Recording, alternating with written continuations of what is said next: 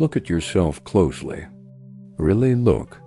Not the image you project to the world, not the mask you wear in public, but the version of you that hides in the corners of your mind, silent, restless, and hungry. That version of you, the lower self, thrives in secrecy. It feeds on your distractions, your fears, your insecurities. It keeps you trapped in endless cycles of regret, impulse, and avoidance. It whispers that you're powerless, that your dreams are too far, that life is something that happens to you rather than through you. Most people never meet this part of themselves. They sleepwalk through life, placating it with comfort, habit, and distraction. But it's always there, subtly controlling decisions, quietly stealing energy, and eroding meaning. Nietzsche called this the internal will to power, a force that shapes behavior according to instinct, desire, and ego.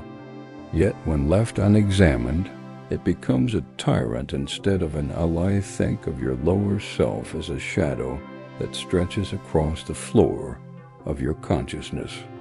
Plato warned us in the allegory of the cave. Most people mistake shadows for reality.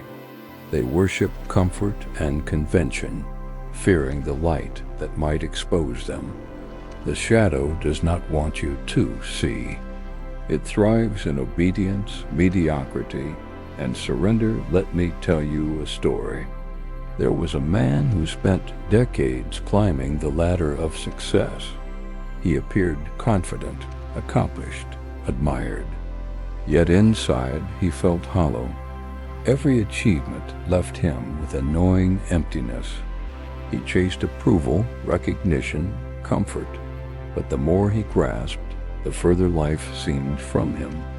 One day, alone in a quiet room, he realized the reason. He had been serving his lower self all along. Every fear he had appeased, every desire he had indulged without reflection, every compromise he had made had strengthened that part of him, while the higher self, the part capable of courage, wisdom, and freedom, remained silent. The uncomfortable truth is that your lower self is cunning. It dresses itself in familiarity, convenience, and pleasure. It convinces you that you're safe when you are trapped.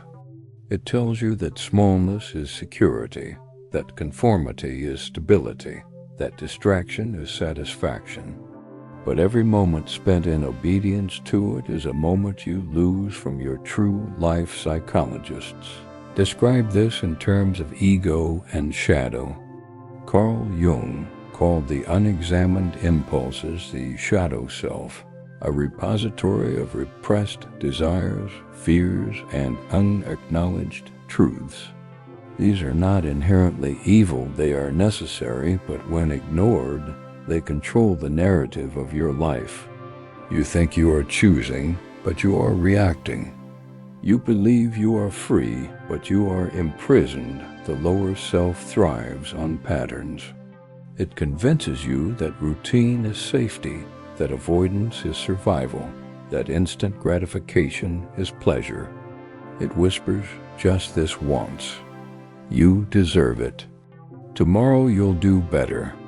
And so you remain trapped, scrolling endlessly, numbing pain with consumption, hiding behind obligations that don't matter. Machiavelli observed centuries ago that humans are more motivated by fear than reason. Your lower self exploits this instinct perfectly. It manufactures fears, small and large fear of failure, fear of judgment, fear of discomfort, keeping you in chains that look harmless until you step back and see them for what they are, prisons of your own making. But there is hope. The very moment you acknowledge your lower self, you begin the process of liberation. Awareness is the first crack in the walls of your cage. When you see the patterns, when you name the impulses, when you confront the desires you have been denying, the lower self loses its hidden power. Its whispers grow faint because you're listening to something higher, the voice of the self capable of choice, courage, and wisdom. Storytelling helps here. Imagine a snake coiled at the base of a tree. If you ignore it, it bites unexpectedly, leaving venom in your veins. But if you observe it, understand its movements, and confront it with awareness, it can no longer strike without being seen. The lower self is that snake. Your awareness is the calm, steady presence that disarms it. Bonhoeffer wrote that freedom requires responsibility, and responsibility requires courage. Escaping your lower self is not comfortable, it is uncomfortable, often painful, and demands honesty you may never have practiced. But it is necessary. Without it, you remain lost, reactive, and lifeless. With it, you step into a life that feels intentional, powerful, and real. Here's the paradox. Your lower self exists to protect you.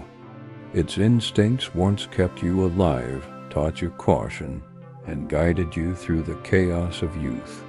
But growth demands a higher self, a self that can confront fear, delay gratification, and choose purpose over ease. Only then can the lower self become an ally instead of a jailer, and so the question remains, will you continue to obey the part of you that hides in shadow?